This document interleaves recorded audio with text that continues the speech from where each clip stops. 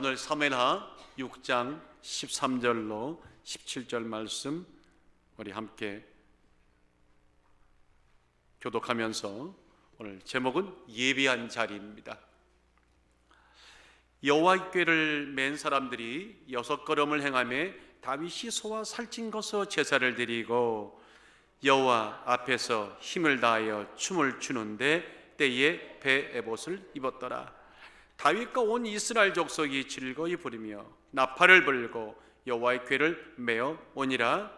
여호와의 궤가 다윗성으로 들어올 때 사울의 딸 미갈이 창으로 내다보다가 다윗 왕이 여호와 앞에서 뛰놀며 춤추는 것을 보고 심중에 계속해서 여호와의 궤를 메고 들어가서 다윗이 위하여 친 장막 가운데 그 예비한 자리에 두매 다윗이 번제와 화목제를 여호와 앞에 드리니라. 좋은 아침입니다. 한번 예비한 자리 한번 가같이 시작. 예비한 자리. 제목이 오늘 남다르죠? 예비한 자리라. 여러분들, 성경이 우리의 강력히 요구하는 것이 하나 있습니다. 뭔지 아십니까? 복받는 자가 되라. 복된 자가 되라. 그래서 복인입니다. 복된 사람. 이 성경은 아주 강력하게 요구합니다. 창세기 12장 2절에 아브라함을 부를 때도 이렇게 말씀하셨죠. 내가 너로 큰 민족을 이루고 내게 복을 주어 내 이름을 창대케 하리니. 그 다음에 뭐라고 그랬어요? 복의 근원이 될지라. 그런가 하면 민수기 6장 23절에는 하나님께서 아론을 통해 이렇게 말씀합니다. 아론과 그 아들들에게 고하여 이르기를 너희는 이스라엘 자손을 위하여 이렇게 축복하여 이르되 여호와는 내게 복을 주시고 너를 지키기를 원하며 여호와는 그 얼굴로 내게 비추시고 은혜 베푸시기를 원하며 여호와는 그 얼굴을 내게 향하여 드사 평강 주시기를 원하노라 할지니라 하라. 아멘. 이렇게 하라는 겁니다. 우리 한번 맞아보시고 평강을 있기를 원합니다. 시작. 평강이 있기를 원합니다. 성경은 평강이 있기를 구하라, 선포하라, 복된 자라고 선포하라 이렇게 말합니다. 누가 복을 받을 자입니까? 누가 하나님의 복을 받을 자입니까? 모름지기 하나님을 높이는 자가 하나님의 축복을 받습니다. 하나님의 가장 귀한 자리, 가장 소중한 자리, 예비된 자리에 모시는 그 자가 복을 받게 되어 있습니다. 시편 16편 8절에는 그러므로 말하기를 내가 여호와를 항상 내 앞에 모시며 내 앞에 항상 모시며 그가 내 우편에 계심으로 내가 요동치 아니하리로다 이렇게 말합니다. 여러분들, 특별히 내 앞에 항상 모신다는 이 말을 굉장히 중요합니다. 하나님을 모시다는 말, 히브리 말로는 샤와란 말인데 샤와란 말은 어디다 두다란 말도 있지만 스틸, 영어로 스틸, 평온이란 말이 있어요. 그러니까 하나님의 보호를 받고 하나님께서 우리 함께 계시면 요동치 않는 축복된 삶을 사는 사람들은 하나님을 평안히 가장 소중한 자리에, 가장 높은 자리에 모시는 사람들입니다. 오늘도 하나님을 평안히 소중한 자리에 모시는 그런 오늘 이 예배가 되기를 주의 이름으로 축원합니다. 믿음이 무엇입니까? 바로 그것입니다.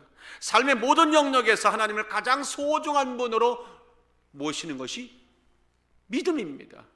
그것이 예배입니다. 다윗은 앞서 아까 제가 말씀했던 시편 16편 11절에 계속해서 말하기를 그런 자에게는 하나님이 아낌없는 축복을 주신다.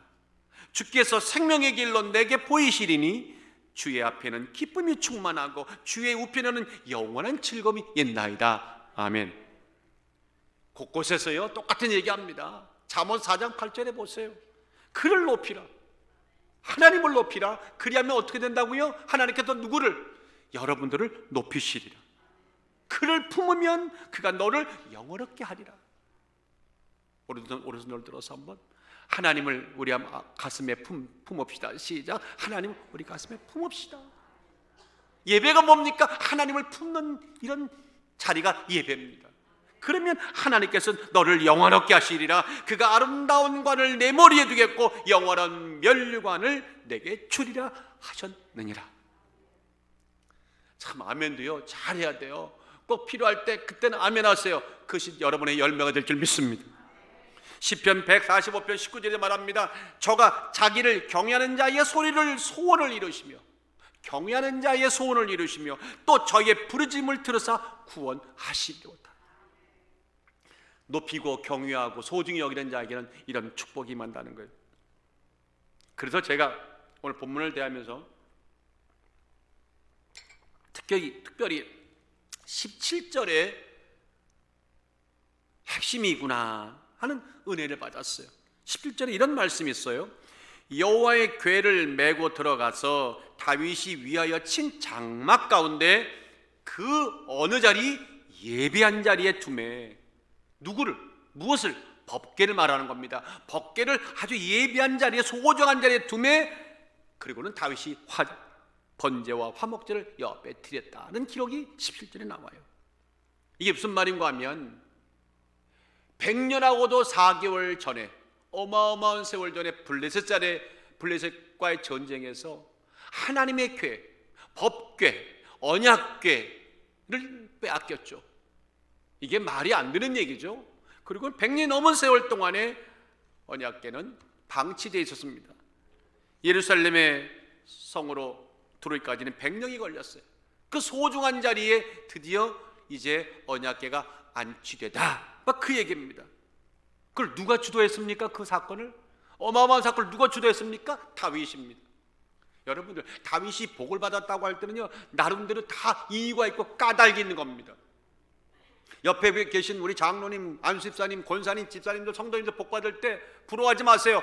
가만히 보면 복을 받을 이유가 있다 없다? 있다. 서로 맞아 보시면서 복 받으셨군요. 시작. 복 받으셨네요. 네. 언약궤를 하나님을 가장 높은 자리, 가장 귀한 자리, 가장 소중한 자리, 가장 예비된 자리에 기쁘게 모시는 다윗은 결국 복을 받았죠. 우리가 그런 복 받는 사람이 오늘 꼭 되었으며 되고 되기를 더욱더 축원합니다.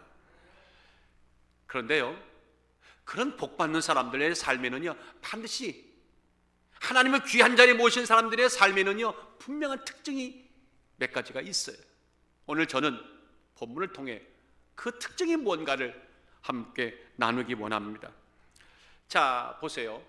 다윗이 드디어 왕이 됐습니다. 복잡하던 나라를 다 통일해가지고 통일 왕국의 왕으로서 면모를 갖춰가던 그때 100년 동안 언약궤가 기럇 여아림이라고 하는 이스라엘 변방의 바할레 유다에 있다는 사실을 너무너무 가슴 아파한 나머지 이제 결정을 합니다. 그래서 여러분 아시는 것처럼 우사와 아요를 앞세워서 선발된 3만 명의 군사를 동원해서 거대한 법궤 이송작전, 어디로? 다윗성 곧 예루살렘으로 모셔오는 어마어마한 이제 일을 시작했습니다. 옮겼습니다. 그 어마어마한 행렬이 드디어 다윗성으로 향하는데 그 중간에 나곤의 타작마당에 들어선 순간에 갑자기 소들이 날뛰니까 법궤가 기우뚱하니까 놀란 우사가 딱 법궤를 쓰러지지 못하도록 잡는 순간에 죽었어요? 살았어요? 하나님이 진노하다 즉각 죽여버리게 말았어요. 여러분들 한순간에 멋지고 위대한 장렬이 그냥 찬물을 끼얹듯이 너무 두려움과 떨림에 사람들이 그냥 다 나자빠졌습니다. 모든 계획은 중지됐고 언약궤는 부랴부랴 오벳에돔이라고 하는 그 집으로 옮겨졌습니다. 다윗의 실망함이 이루 말할 수 없어요. 두려움이 이루 말할 수 없어요. 그런데 놀랍게도 3개월 동안 언약궤가 있던 오벳에돔 집이 화가 입은 것이 아니라 복을 받았다는 이야기가 들립니다. 아름다운 게 복을 받은 것처럼. 그러니까 다윗이 다시 용기를 내어 이제는 제대로 법궤를 모시리라 하고 레위인들, 제사장들을 보내서 언약궤를 메고 다윗성으로 들어왔습니까? 못 들어왔습니까? 들어왔습니다. 다윗이 너무 좋아서 춤을 덩실덩실 춥니다. 기뻐합니다. 환호를 부릅니다. 온 백성들이 감사해 눈물을 흘리죠. 그는 그때에 예루살렘에 예비한 가장 소중한 자리에 언약궤를 옮기고는 번제와 화목제를 드렸습니다. 그런데 이렇게 기쁜 장면만 있는 것이 아니더라고요. 본문을 보니까 한편으로는 그런 다윗의 기뻐하는 모습을 못마땅해서 조롱하며 업신여기는 누구도 아닌 다윗의 아내 미갈의 납득할 수 없는 그런 부정적인 모습이 오버랩되면서 오늘 이 본문은 상당히 아주 긴장감을 조성하기도 하는 그런 내용이 바로 오늘 본문입니다. 자, 이 내용 속에서 가장 귀한 자리에 하나님을 모시는 자들의 특징은 두 가지로 우리에게 보여집니다. 오늘 그 특징의 그 장면을 여러분들이 바로 여러분들의 것이 되고 여러분들이 그런 자가 되시기를 꼭 주의 이름으로 축원합니다. 첫 번째는 이것입니다. 우리의 인생과 계획에 전혀 예상하지 않는 번개가 우레소리가 칠 때가 있습니다. 그런 때 그것을 우연이라고 여기지 않고 하나님의 목소리다, 경고의 음성으로 여기는 자가 복된 자입니다. 하나님의 귀한 자리에 모시는 자들은 그런 특징이 있습니다. 깊은 깨달음이 있죠. 뉘우침으로 증명이 됩니다. 자, 이게 무슨 말입니까? 한번 들어가 봅시다. 여러분들 우사와 아요를 필도로 예루살렘을 향하던 언약궤 수송 행렬이 앞서 말했던 것처럼 타곤의 타작마당에 들어서자마자 놀라운 일이 벌어졌어요. 갑자기 잘 나가던 소가 막 날뛰는 거예요. 그러니까 새수레가 막 흔들렸습니다. 법궤가 쓰러질 것 같습니다. 우사가 너무 놀래서 법궤가 쓰러지면 어떡합니까? 큰일 나는 거잖아요. 탁 잡았어요. 잡는 즉시 죽었다는 이 사건 너도 나도 다 하는데 그럼 물어봅시다. 핵심은 이 우사가 죽은 것이 우연입니까? 필연입니까? 또 물어볼게요. 그러면 그 앞서서 잘 나가던 소들이 갑자기 뛴 게 그게 우연입니까? 필연입니까? 그렇게 생각하십니까? 6절 7절에 나옵니다. 저희가 낙원 타작마당에 이르러 소들이 뛰므로 우사가 손을 들어 하나님의 궤를 붙들었더니 여호와 하나님이 우사의 잘못함을 인하여 진노하사 저를 그곳에서 치셨다 하고 기록이 되어 있습니다. 여러분들 지금 3만 명을 뽑아가지고 어마어마한 행렬이 지금 예루살렘을 향하는데 이런 일이 벌어졌어요. 아니 적어도 법궤가 100년 만에 우송되는 이때 하늘에서 풍악 소리가 천사들의 합창이 울리긴커녕 이런 번개 치는 것 같은 느닷없는 천둥이 치는 사건이 벌어졌어요. 이거 물론 우연일 수 있어요. 소들이 그날 먹은 것이 잘못 먹었다가 그날 배탈이 나가 뛰어올 수도 있어요. 뭐 그럴 수도 있다고 보는 거죠. 그런데 하나님이 하시는 일에는요, 특별히 이런 귀중한 일에는 우연이 있을 수 없는 거죠. 크신 섭리 가운데서 천둥 같은 사건, 번개 같은 사건이 임했다는 겁니다. 이것은 다 같이 하나님의 분명한 의사표명이다. 하나님은 천둥과 번개 같은 사건을 통해 하나님의 뜻을 전할 때가 있습니다. 대부분 다 경고일 때가 많죠. 우리가 보이는 그때 우리가 그 사건을 통해서 이거 우연이야, 그냥 아픈 거야, 그냥 문제가 있는 거라고, 물론 하나님의 크신 은혜 가운데 우리가 그 사건을 말고요, 이 경우에 말하는 겁니다. 이럴 경우에 어떤 일들이 있을 때 그때 우리의 반응이 중요한 거예요. 야, 하나님이 이걸 통해 나를 격려하시는구나, 나에게 은총을 주시는구나, 나를 체험케 하시는구나, 살아계신 하나님을 느끼게 만들어주고 내 믿음이 살아있는 생생한 믿음으로 바꿔주시는구나 하고 깨닫는 자가 복이 있다는 거예요. 우연이야? 아니야. 내가 어떤 반응을 보일지가 바로 우리들의 믿음의 현주소고 우리가 어떤 결과를 가져올지를 예감할 수 있습니다. 하나님의 사람들이라면 뜻밖의 사건이 터질 때 세상 사람과 다르게 이해하고 다르게 반응하고 기도하는 가운데 하나님 앞에 초점을 맞추시기 주의 이름으로 축원합니다. 깐내리기를 처음에 나니까요, 저도 아직 기억이 오래돼서 그냥 가물가물한데 그건 기억이 나. 처음에는 애들이 눈동자가 떠다르더라도 먼 산 보는 것 같은데 어느 날 눈을 초점을 맞추더라고. 그런 거 경험하셨잖아요. 그러면 얼마나 감동되는지 몰라. 순간 이런 마음이 들었어요. 왜 아이들은 엄마와 아버지에게 눈을 맞추고 좋아하는데 왜 우리들은 하나님과 눈을 맞추지 못할까? 왜 하나님 나를 쳐다보시는데 내 눈은 항상 엉뚱한 것을 바라볼까? 오늘 예배 중에 꼭 만나시길 주의 이름으로 축원합니다. 9절에 보세요. 다윗은 어떤 반응을 보였을까? 어떻게 눈을 맞췄을까? 다윗이 그날의 여호와를 두려워했답니다. 가로되 여호와의 궤가 어찌 내게 오리요? 야, 큰일 났다.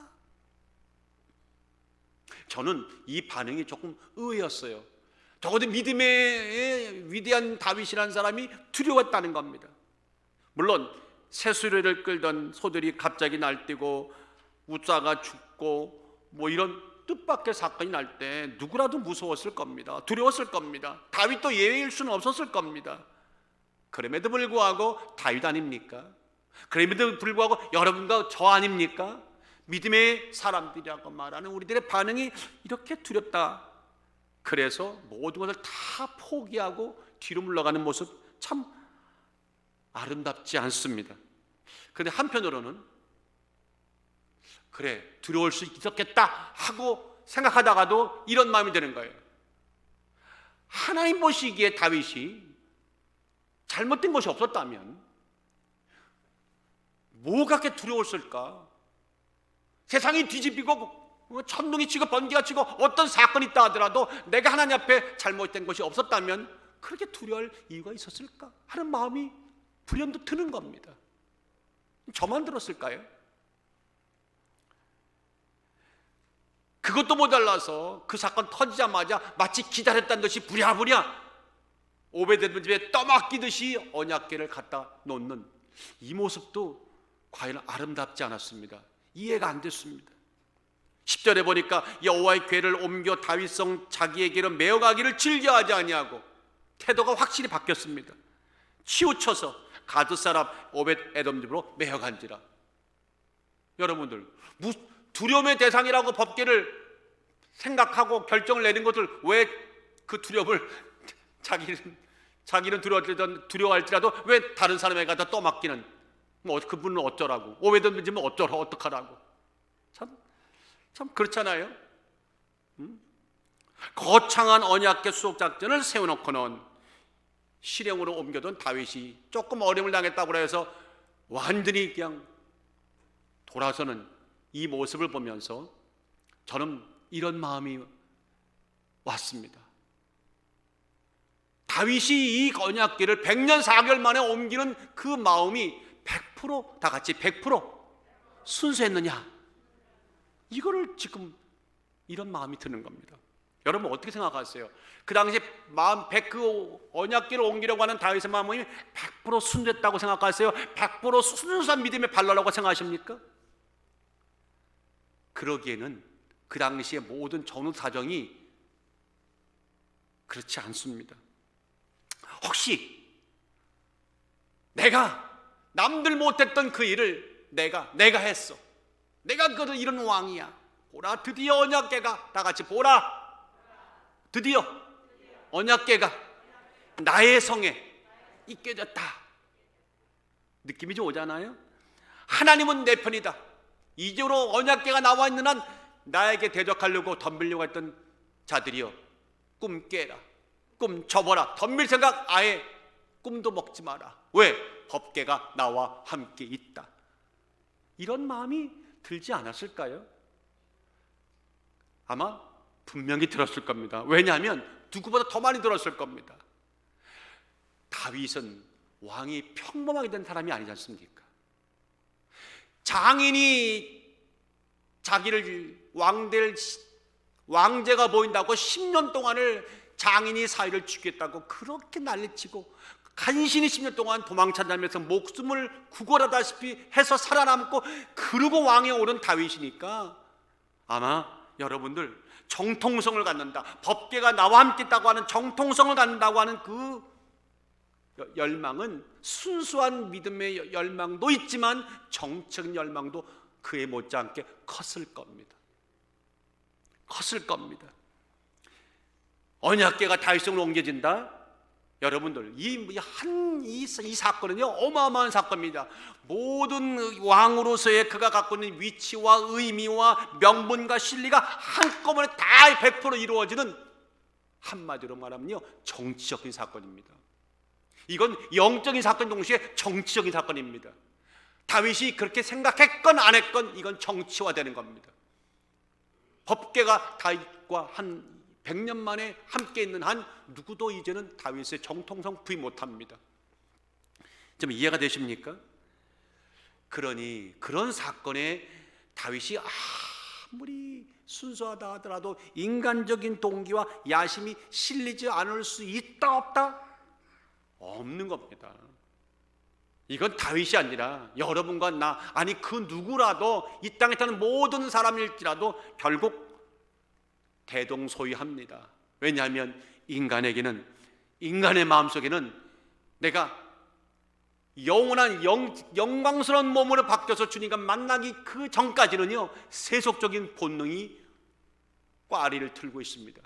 우리가 믿음으로 말씀으로 제어하고 있지만 조금 우리가 방심하고 조금만 우리가 영적으로 게으르면 여지없이 올라와서 그 야심을 가지고 우리를 집어삼키죠. 어떻게 생각하십니까? 그런 경험들 다 해보시지 않았습니까? 하고 계시지 않습니까? 얼굴이 막 이그러지고 계십니다. 조금만 좀 영적으로 우리가요 막 기도가 좀 줄어들고 기도 생활과 믿음 생활 줄어들면요 여지없어 여기서 막 내가 막 들썩들썩 난리가 나요. 여러분들 1절부터 5절까지 보세요. 법궤를 이송하겠다고 무려 3만이라고 하는 정의 요원을 뽑아가지고 요만한 법궤 하나 옮기는데 3만 명이 동원됐다는 거예요. 그 행렬이 얼마나 길고 웅장했겠습니까? 거기에 뿐만 아닙니다. 거기에 그거를 찬양을 하면서 가던 동원된 악기들은 최고의 악기고 최고의 기량을 갖춘 뭡니까? 저 연주자들이 연주를 하고 법궤를 실은 수레가 오늘 말하면 한 50칸 넘는 100칸 넘는 벤츠 리무진을 동원시켰다는 거 아닙니까? 오늘 말하면 여러분 가까이다 보면 긴 리무진 지나갈 때 있잖아요. 난 저게 어떻게 턴하는가 굉장히 궁금하더라고. 턴하다가 허리가 꺾일까 봐 걱정하는데 잘 돕디다. 내 평생에 2번 타봤는데 야 참 그러니 어마어마한 그 공력을 들여서 그보다 더한 것을 만들어서 법궤를 탁 싣고 갈 때 야 참 대단하다. 그런데 그 모든 일을 계획하면서 다윗이 말입니다. 제일 기본 언약궤는 반드시 제사장과 레위인들이 어깨에 메고 모셔가야 한다는 이 기본조차 망각한 채 지 멋대로 작전 세우고 했다는 이 사실을 보면서 무슨 생각이 드느냐? 마음이 급했구나. 다 같이 마음이 급했구나. 시작. 마음이 충분한 인간적인 다윗의 어떤 앞서 말했던 그런 정적인 면들이 이해가 되고 공감이 되고 읽혀집니다. 그러니까 이렇게 말할 수 있지 않습니까? 낙원의 타작마당에 들어왔을 때 갑자기 소가 뛰고 법궤가 흔들리고 그걸 잡았던 우사가 직사함으로 모든 사건이 그냥 갑자기 찬물 끼얹는 것처럼 얼어붙는 이 모든 일이 결국 우사만의 잘못이냐? 우사만의 범죄냐? 아니라는 거예요. 자, 밑바닥에 보니까 한편에는 웅크리고 있는 누구? 다윗의 어떤 인간적인 정적인 계산과 야심도 피할 수 없도록 한몫 거들었다고 보는 것이 옳다는 겁니다. 모든 것이 정말 술술 잘 풀릴 줄 알았죠. 술술 풀릴 줄 알았어요. 여러분 인생이 여러분이 잘 풀 땐 잘 잘해야 술술 풀잖아요. 뭐 막힌 곳이 풀려. 그때는 야 하나님 복을 주신다. 그런데 갑자기 그냥 아닌 밤에 홍두깨라고 뜻밖의 사건이 올 때 우리가 얼마나 당황합니까? 얼마나 황당합니까? 곤두박질 칩니까? 그때의 믿음의 사람은 일단은 접어놓고 우연이 아니라고 보고 하나님과의 교제와 하나님과 교감을 시작합니다. 하나님과 기도를 시작합니다. 하나님, 이것이 저에게 어떤 교훈을, 어떤 좋은 일을 주시려 하십니까? 아십니까? 하나님은 때려도 좋은 일이고 맞아도 좋은 일이고 좋은 일은 더 좋은 일입니다. 하나님에게 주시는, 하나님은 나오는 모든 일들 다 좋은 겁니다. 이해가 되시면 아멘. 결국 다윗은 역시 다윗이었어요. 이 사건 터지고 나니까 그런 여지 없었습니다. 믿음의 모습이 드러납니다. 하나님의 경고로 받아들였습니다. 그리고 철저히 자신의 계획에 뭔가가 잘못된 것이 있었구나, 허점이 있었구나 하고 깨닫게 되고 다시 순수한 열망, 순수한 믿음의 자리로 돌아가게 됩니다. 얘가 오늘따라 자꾸만 찔리네요. 아이고 주여, 너도 좀 비켜서다. 여러분들, 자신에게 두려움거리가 됐던 언약궤가 오베데돔 집에 가서 복의 근원이 됐죠. 내게는 화였는데 오베데돔 집에 가서는 이게 축복이 됐네. 그때 아브라함은, 아니죠, 미안합니다, 다윗은 더 확신했을 겁니다. 내가 뭔가 착각했었구나. 자, 특별히 12절 하반절과 14절을 한번 보세요. 다윗이 다시 하나님께를 오베데돔 집에서 공개 나올 때의 그 모습은 그 이전의 다윗의 모습과 분명히 달라져 있습니다. 자, 12절 하반절에 제일 먼저 달라진 게 뭡니까? 다윗이 가서 하나님께를 기쁨으로 수레에 실었다고 그랬어요? 다시 실었다고 그랬어요? 메었다고 그랬어요? 메고 나왔다는 겁니다. 아멘. 굉장히 조심스러운 자세가 태도가 바뀌었어요. 새 수레가 아니라 하나님이 원하는 것은 하나님의 방법대로 섬겨야 되는 것이다. 세상 방식 다 집어쳐버리고 하나님이 말씀했던 그것이 투박하건 그것이 볼품이 없던 그것이 세상에 볼 때 폼이 안 나던 doesn't matter. 하나님이 원하는 방법대로 메고 나왔다라는 거예요. 이게 큰 변화입니다. 믿으시면 아멘. 그런가 하면 14절에 보세요. 여호와 앞에서 힘을 다해 춤을 추는데 때에 무엇을 입었더라? 에봇을 입었더라. 여러분들, 그 수많은 신민들이 바라보는 데서 왕이 아무리 좋다고 하더라도 그들을 아랑곳없이 막 춤을 막 춘다고 생각할 때 이게 쉬운 것은 아니죠. 권위가 떨어지죠. 사람들은 잘해도 욕을 하고 못해도 욕을 하는데 아마 그랬을 거예요. 왕이 이거 채통 없이 저게 뭐한 짓이야? 참 춤을 춰요. 근데 흥미롭게도 성경을 읽다 보면 이런 기절에 올 때 굉장히 은혜가 되는 거예요. 여러분들 세밀하게 보다 보면 물어봅시다. 처음에 법궤를 수송으로 갔을 때는 다윗이 무엇을 입었다는, 그날 무엇을 입고 갔다는 얘기가 성경에 나옵니까? 없어요. 그런데 이제 정신 차리고 오베데돔 집에서 법궤를 옮길 때는 왕복을 벗어 제치고 에봇을 벗다고 이 귀절이 나와요. 이런 거 우연이라 생각하십니까? 아닙니다. 이거 굉장히 의도적인 겁니다. 처음에는 정적인 야심도 분명히 있었을 거고 개인적인 욕망도 있었을 겁니다. 그러나 이젠 완전히 달라졌다는 거예요. 이젠 나는 왕이고 뭐고 관심 없다는 거예요. 내가 원하는 것은 내가 입은 에봇 이 모습 이대로, 그게 그가 원하는 바입니다. 에봇이 뭔데요? 출애굽기 28장 4절에 보니까 제사장들이 의복을 갖출 때 이 가슴과 등을 덮는 조끼 같은 그것이 에봇 아닙니까? 그 말씀을 바꿔 말하면 이제 내가 원하는 것은 왕이 아니라 하나님을 경배하는 예배자의 모습을, 하나님을 가장 기쁘게 영접하는 그 인생, 그 모습만이 내가 원하는 바입니다. 다윗은 지금 왕으로 법궤를 맞이하는 것이 아니라 예배자로, 경배자로 맞이하고 있습니다. 사랑하는 여러분들, 덩실덩실 춤을 추는 다윗의 모습은 그래서 연출이 아니라 진심이다. 오늘 예배는 진심으로 돼야 된다. 신령과 진정으로 돼야 된다. 신령 영적으로 드리고 진실 추로스로 드려야 된다. 진심으로 드려야 된다. 정신 차린 다윗, 감히 하나님의 길을 자신의 위엄과 권위를 드러내기 위한 하나의 정치적 수단으로 이용하려고도 했던 어둡지 않은 그런 감춰진 본심을 이제 싹 걷어냈습니다. 야심도 사라졌습니다. 다만 원하는 것은 하나님을 모시는 것, 다만 원하는 것은 하나님을 섬기는 것, 다만 원하는 것은 하나님을 찬양하는 것.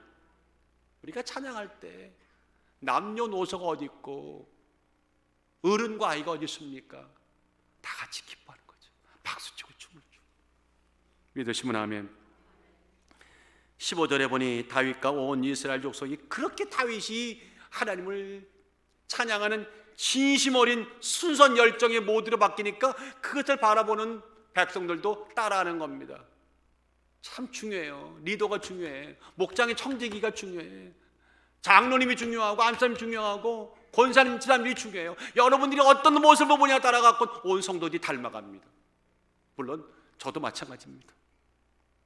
다윗과 온 이스라엘 족속이 즐거이 부리며 나팔을 불고 여호와께를 메어오니라. 여러분들 에봇을 입고 힘을 다해 여호와 앞에서 춤을 추는 다윗의 춤사위가 그려지지 않습니까? 그냥 성경을 보다 보니까 난 크게 쉽게 그려지더라고요. 그리고 이런 마음이 드는 겁니다. 참 아름답다. 참 은혜롭다. 여러분들이 은혜 받고 부르는 찬양은 그 유명한 성악가 조수미에는 턱없이 못 미치지만, 그러나 은혜의 차원을 들을 때는 그 박자 틀린 것도 너무 감동적이 되더라. 할렐루야. 우리 권사님들이 옛날 권사님들은 네 줄을 가까이 그 음에다가 다 찬송을 다 붙여. 네 줄을 자기는 찬송을 다 부르신데 진짜로 불러버리니까 전부 다 부르는데 딱딱 또 맞아떨어져. 그게 또 그래도 내가 들을 땐 너무 은혜로웠어. 왜? 하나님을 찬양하고자 하는 그 마음만 보이니까. 사랑하는 여러분들, 우리 인생에 불현듯 쏟아지는 천둥이 칠 때가 있습니다. 번개가 칠 때가 있습니다. 그때에 하나님의 음성을 제대로 듣는 자가 복이 있다. 그런 자들은 반드시 하나님을 귀한 자리에 모시더라. 다윗이요, 이거를 했는지 그래서 그런지 모르겠지만 시편 29편에다가 이렇게 흥미로운 기록을 남겨놨어요. 인생에 불어닥친 천둥과 번개, 그 소리가 여호와의 소리다 하고 아예 못을 박아놨어요. 3절에 보니까 시편 29편 3절에 말씀하기를 여호와의 소리가 물 위에 있도다, 영광의 하나님이 뇌성을 발하시니. 여호와의 소리가 물 위에 있도다, 영광의 하나님이 뇌성을 발하시니. 그러니까 뇌성과 우레의 소리가 여호와의 음성이다, 그 얘기죠. 뇌성이란 말, 라함이란 말입니다. 라함이란 말은 으르렁거리는 천둥소리. 그런가 하면 그런 우리 고막을 찌를 듯한 그런 거친 우레소리. 그런데 거기서 하나님의 음성을 들었다는 겁니다. 근데 여러분들, 천둥과 같은 번개 같은 그 하나님의 소리가 우리의 사건 속에 들어올 때는 좋은 일도 있지만 때를 따라 우리와 뜻밖의 두려운 일들이 일어날 때가 있죠. 다윗은 5절에 이렇게 말합니다. 여호와의 소리가 백향목을 꺾으시며. 와우. 하나님의 천둥 같은 사건이 있어가지고 가장 귀한 나무를 반쪽을 낼 정도로 우리를 당황케 할 때가 있다. 레바논의 백향목을 꺾어 부수시는도다. 그런데 문제는 그 다음에요. 비록 그런 사건이 있을지라도 다윗은 어떻게 그걸 이해했느냐면 들을 것을 분명히 들었다는 겁니다. 11절에 보니까 여호와께서 자기 백성에게 다 같이 힘을 주시며. 이번에는 좀 다르겠죠. 경고로 음성을 들었던 것이 아니라 그런 어려움이 있다 하더라도 하나님이 나에게 생생한 체험을 주시고 생생한 믿음을 주시고 힘을 주시는구나. 우리가 지금 필요한 건 돈, 권력, 미모, 장수보다도 하나님의 은혜가 필요해요. 내 마음을 꽉 차고 있는 은혜가 필요해요. 말씀이 필요해요. 여호와께서 자기 백성에게 평강의 복을 주시는 거다. 내 성 가운데 자신을 향한 하나님의 거룩한 뜻을 발견한 것이죠. 하나님의 나타남을 경험했던 것이죠. 비록 경고가 들지라도 궁극적으로 하나님은 힘을 주시는 것이구나. 하나님은 나에게 이 어려운 사건을 통해 격려의 메시지, 평강을 경험케 하시는구나. 갑자기 타이타닉이 떠올랐어요. 그 영화 그 장면, 막 사람들이 막 우왕좌왕하는데 파연을 기는 역사들이, 그게 4주를 가까이였죠. 그 장면, 그 실제 사건.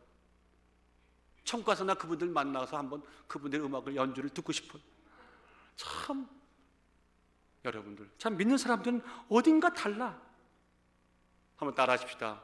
어찌됐든 하나님의 뜻과 계획보다 앞서가지 말자. 최수범 목사야 목회하더라도 앞서가지 말라. 누구보다 하나님보다. 근데 이게 잘 안 돼. 잘 안 돼. 여러분 잘 되세요? 잘 안 돼. 그래서 매일 성령님 도와달라고 기도하셔야 돼. 말씀을 왜곡한 것도 모자라서 마치 하나님의 뜻이 자신의 뜻인 양 과신했던 거, 말씀이 내 뜻과 일치하는 양 착각했던 거, 내가 하는 모든 계획이 하나님 일인 양 부합된 양 우리가 오만했던 것들, 이런 경고망동 우를 더 이상은 범하지 않겠다고 성령께 맡기는 자가 복이 있다. 복이 있는 자입니다.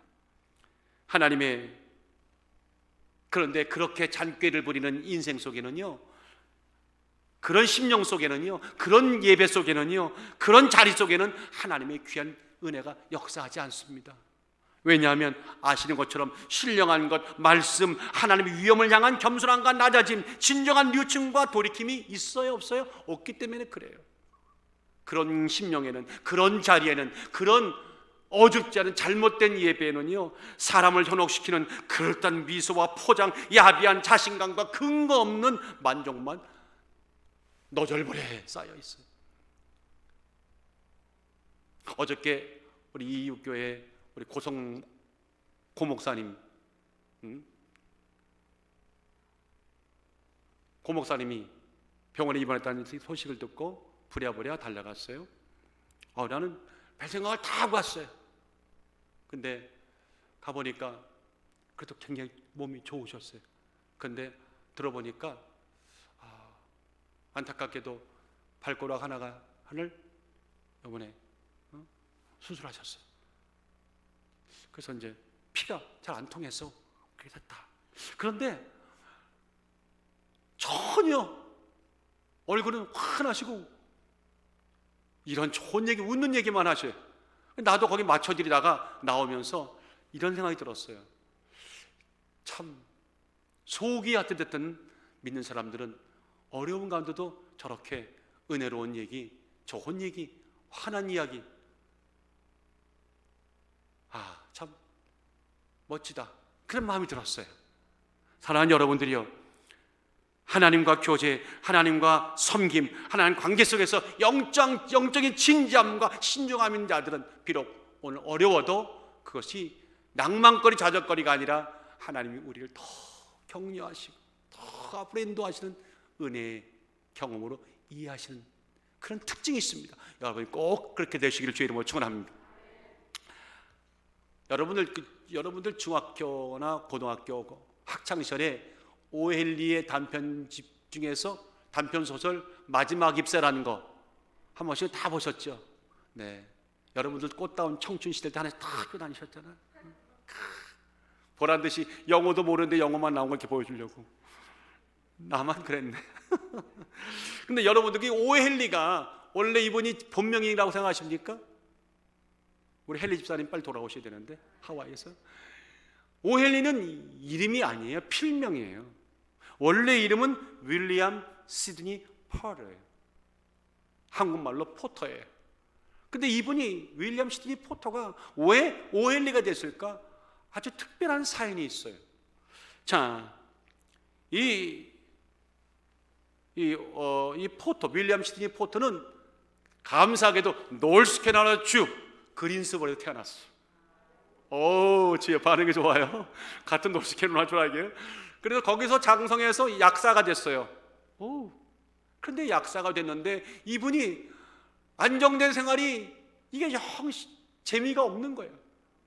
옛날에 우리 그런 거 있잖아요. 할머니들이 역막살 붙었다고, 얘는 또 방황하는 걸 좋아한다고. 이분이 그거를 안정된 생활을 감당을 못해.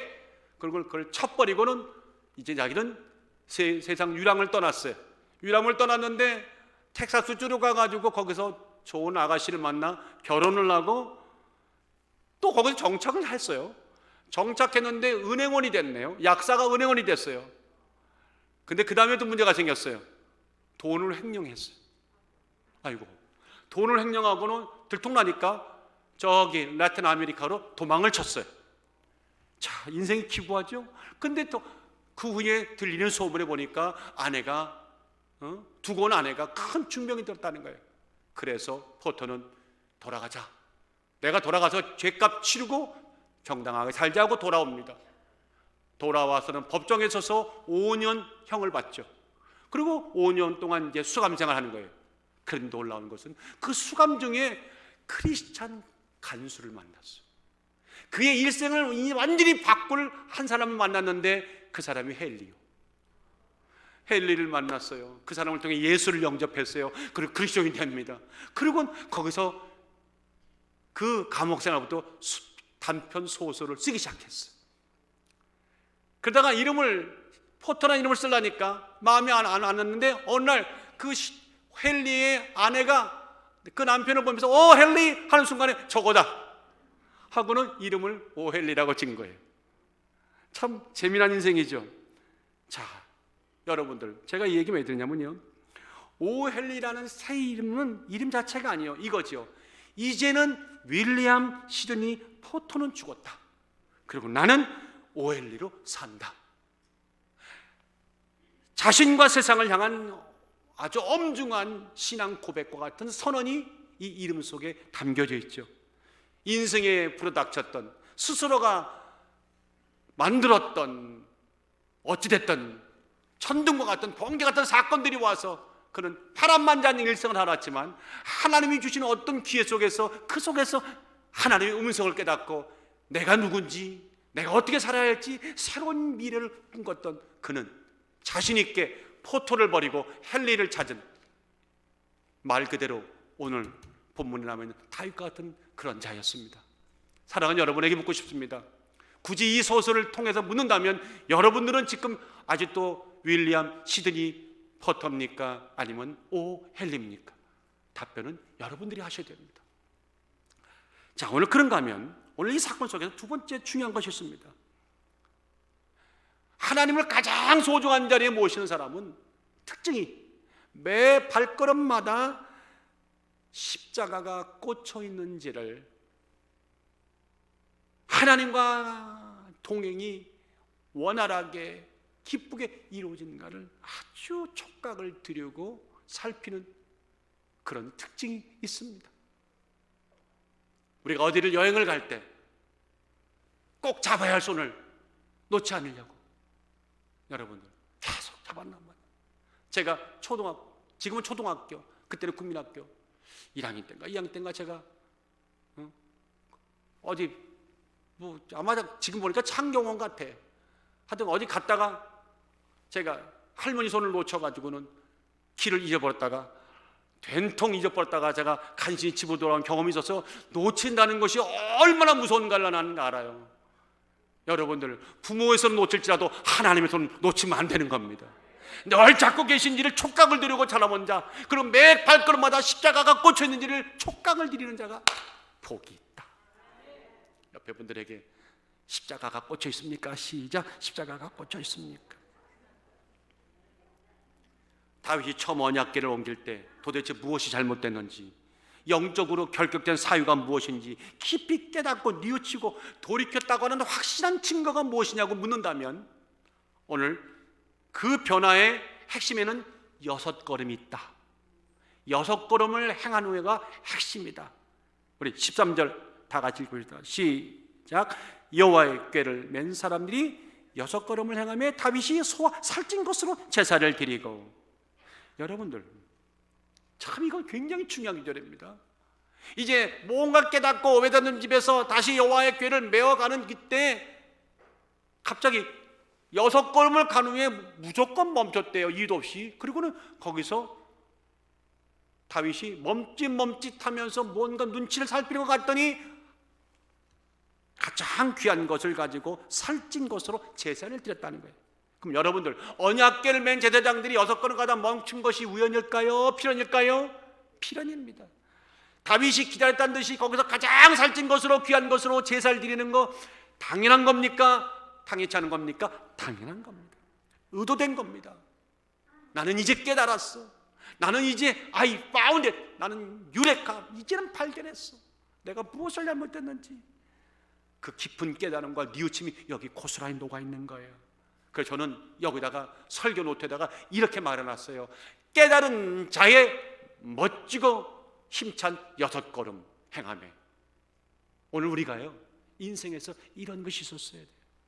하나님보다 앞서 나갔던 인간적인 자신을 철저히 회개하고, 이후로는 오직 하나님만 주목하겠다, 하나님만 보겠다, 세상 말로 세상 표현을 말하면 하나님 눈치만 보겠다고 하는 이 간절한 표현이 6걸음 행하며, 그겁니다.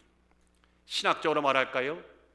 신학적인 표현을 말하면 십자가를 진 삶이 계속 유지가 되고 있나, 내가 가는 법궤를 메고 가는, 예수의 복음을 메고 가는, 사명을 메고 가는 우리의 발걸음에 십자가가 여전히 꽂혀 있나 확인한 6걸음입니다.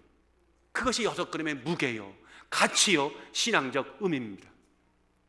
여러분에게도 오늘 6걸음을 떼고를 하나님 눈길을 바라보는 여러분들, 세심하게 살피는 여러분 꼭 아직도 되시기를 주의 이름으로 축원합니다.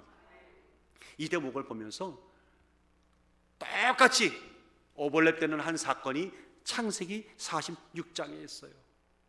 죽은 줄만 알았던, 예전에 죽은 줄만 알았던 요셉이 살아있는데 살인 정도가 아니라 애굽의 총리가 됐다는 믿지 못할 이 엄청난 소식, 그리고는 바로의 허가를 받아가지고 재물과 여긴 진짜 좋은 소래요. 좋은 리무진 수레를 보내가지고, 아버지 이제 좀 애굽으로 큰 도시로, 큰 나라로 와서 우리 같이 살아요. 야곱이 얼마나 기뻤겠어요. 죽었다가 살아남. 그것도 높은 직책에서, 야 이제 고생끝 행복 시작. 그리고 그냥 얼른 다 보따리 싸가지고 지금 다 걸음만 날 살려라. 아니 이제 그게 아니고 다 틀렸다. 마차야 어서 가자. 마차야 어서 가자고 막 달려가야 되는데, 잘 가다가 갑자기 애굽으로 건너가기 바로 직전 부엘사바에서 딱 멈춰서 가지고는 요지부동이네. 아버지 왜 안 가요? 가만히 있어. 아버지 여기 빨리 가야죠. 아까 그렇게 부랴부랴 서두르시더니 가만히 있어. 내려가면 다 된 건데 왜 거기서 멈춰서 있을까요? 이스라엘이 모든 소유를 이끌고 발행하여 부엘사바에 이르러 그 아비 이삭의 하나님께 희생을 드리니, 누가? 야곱이. 아버지, 믿음의 아버지 조상대로 했던 대로 가장 급한 순간에 다 멈추고 하나님께 제사를 드리고 있다는 거예요. 왜 그랬을까? 뒤에 답이 나와요.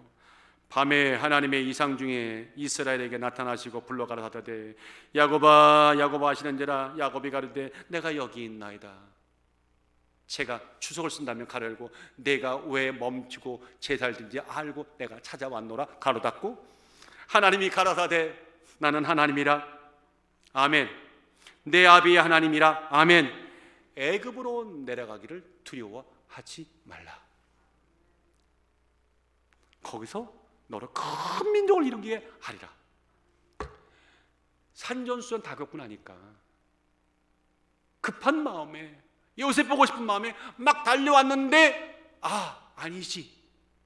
하나님에게 물어야 되지. 하나님께 여쭤봐야 되지. 내가 그동안에 뭘 얻었는데, 무슨 고난을 겪고 여기까지 왔는데, 십자가가 지금도 꽂혀 있는지, 이 행로가, 이 기름이, 이 길이, 내가 가는 이 길이 십자가의 길인지를 물어봐야지 라고 야곱은 묻고 있는 거예요. 사랑하는 여러분들, 오늘도 하나님이 여러분과 동행하고 계시죠? 잘 동행하고 계시죠? 주에서 놓치지 않으셨죠? 저같이 구미학기 양태 할머니 손 놓쳐가지고 백차 따고 실려다니지 않으셨죠? 나 경찰차 타고 여기저기 실려다니다가 그래도 신당동에 아버지 이름을 안 잊어버려서 내가 찾았어요. 여러분들 저 같은 바보 같은 일 하지 마시고 하나님과 콕 잡고 십자가를 푹 잡고 가시는 지혜로운 멋있는 여러분 꼭 되시기를 주의 이름으로 축원합니다. 그런데 오늘 그런 다윗의 진심은 현장 속에서 그대로 그냥 고스란히 드러나네요. 언약궤가 들어오니까 덩실덩실 춤을 추고 기뻐합니다. 에봇을 입고 춤을 기뻐합니다. 거기 누구보다 박수치면서 여보 사랑해 잘하고 있어요. 박수칠 미갈이 박수는커녕 성에서 이렇게 내다보다가 비웃고 앉았습니다. 어쩌면 이럴 수가 있습니까? 춤추고 기뻐하는 다윗과 업신여기는 조롱하는 미갈의 모습이 너무 극명하게 갈리죠. 정말 우리가 취해야 할, 영적으로 믿음의 사람이 취해야 할 모습과 취하지 말아야 할 모습이 다윗과 미갈의 모습에 싹 드러나고 있어요. 십자가를 지고 나가는 모습을, 십자가를 지고 하나님이 나와 극명하게 동행하시나를 살피는 다윗과 같은 사람의 모습이 있는가 하면 정반대 모습이 여기 있다는 거예요. 한번 몇 가지를 말씀을 드릴게요. 나는 어떤 오늘 모습인가 한번 점검해 보세요. 미갈의 시선이 겉으로 드러난 현상과 사람들 앞에서의 자기 체면에만 모아졌다면 다윗은 하나님의 임재, 영적인 회복에 온 신경을 쓰고 있어요. 20절 하반절에 보세요. 사울의 딸 미갈이 나와서 다윗을 맞으며 가로되 이스라엘 왕이 오늘날 어떻게 영화로우신지 방탕한 자가 염치 없이 자기 몸을 드러내는 것처럼 오늘날 그 신복의 계집종의 눈앞에서 몸을 드러냈다. 아니 어떻게 왕이 저렇게 채신 없이 춤을 출 수가 있는가? 옷을 벗고. 그거예요. 자기 체면만 생각해. 근데 다윗은 그렇지 않습니다. 12절 상반절에 보세요. 거기 다윗 함께 고하여 가로되 여호와께서 하나님의 궤를 인하여 오베데돔 집과 그 모든 소유에 복을 주셨다 한지라. 그래? 하나님 영광이 드러났대. 다윗이 즉각 가서 하나님의 궤를 기쁨으로 메고 나왔다. 다르잖아요. 달라요. 방향이 달라, 생각이 달라. 그런가 하면 미갈이 세상에서 받을 권위와 영광에만 마음이 꽂혔다면 다윗의 시선은 전심으로 하나님의 권위와 영광에 꽂혀 있습니다. 16절 보세요. 여호와의 궤가 다윗성으로 들어올 때 사울의 딸 미갈이 창으로 내다보다가 다윗 왕이 여호와 앞에 뛰들며 춤추는 것을 보고 심중에 저를 업신여겼다. 이게 뭐 하는 것이지? 이래가지고 세상에서 영광 받겠나? 반면에 다윗은 정반대입니다. 여호와의 궤를 메고 들어가서 다윗이 위하여 친 장막 가운데 그 예비한 자리에 두매 가장 귀한 곳에 번제를 두고 번제와 화목제를 드리는 오직 하나님의 나라 영광, 하나님의 권위, 권세. 그런가 하면 여러분들 미갈이 바라보는 것은요 창에서 내려다보는 거예요. 뭔가 우월감을 가지고 아주 교만한 듯이 쳐다보지만 다윗은 그렇지 않아요. 한없이 낮아지고 겸손한 은총을 사모하는 그런 은혜의 바라봄입니다. 21절 22절에 그러므로 다윗이 자기를 조롱하는 미갈을 향해서 이렇게 꾸짖듯이 말합니다. 다윗이 미갈에게 이르되 이는 여호와 앞에서 한 것이니라. 저가 하나님이 내 아비와 그 온 집을 버리시고 나를 택하사 나로 여호와의 백성 이스라엘 주권자를 삼으셨으니 내가 여호와 앞에 뛰놀리라. 내가 이보단 더 낮아져서 스스로 천하게 보일지라도 충분히 하겠다는 거예요. 더 낮추셔도 아멘이라는 거예요. 사랑하는 여러분들, 이 미갈과 다윗은 중심이 너무 극명하게 달라요. 그런데 이 결론을 들어가는 것이죠. 미갈에게는 없는 거, 다윗에게는 진짜 있는 거, 여러분에게는 있는 거, 내게 있는 거, 세상에 없는 거 딱 하나를 말씀드릴까요? 17절입니다. 결론 같은 얘기인데요. 한번 다 같이 읽어봅시다. 시작. 여호와의 궤를 메고 들어가서 다윗이 위하여 친 장막 가운데 그 예비한 자리에 두매. 다윗은 하나님을 모실 예배한 자리가 준비된 자고, 세상은, 미갈은 모든 종교와 영광을 얻었지만 하나님을 소중한 자리, 예배한 자리 둘 마음과 의사가 전혀 없어요. 그에게 예배된 자리의 주인은 하나님이 아닌 것이죠. 사랑하는 여러분들, 오늘 물어보고 싶은 것은 성경의 이 이야기를 들으시면서, 이 사건을 보면서 저나 여러분에게 이렇게 묻고 싶습니다. 여러분에게는 예배된 자리가 있으십니까? 그 예배한 자리는 누구의 자리입니까? 하나님입니까? 세상입니까? 돈입니까? 권력입니까? 미모입니까? 명예입니까? 등등등등등. 오늘 그 답변을 하시는 오늘 이 아침 되기를 주의 이름으로 축원합니다. 결론으로 시인 정현정이라고 하는 분의 출발이란 시의 마지막 부분을 읽겠습니다. 자, 우리가 출발시켜야 해요. 구름도 우리가 출발시키고, 구름이여 우리를 출발시켜다오. 바람도 시민도 나라도 늙은이망도 우리가 출발시켜야 해요. 핵심은 출발입니다. 세상 만사가 다 이와 같은 것이죠. 뭡니까? 늦었다고 생각할 때, 이제 늦었어, 안 돼, 너무 늦었다고 말할 때, 그때가 가장 빠른 시기입니다. 출발할 때입니다. 걸음을 뗄 때입니다.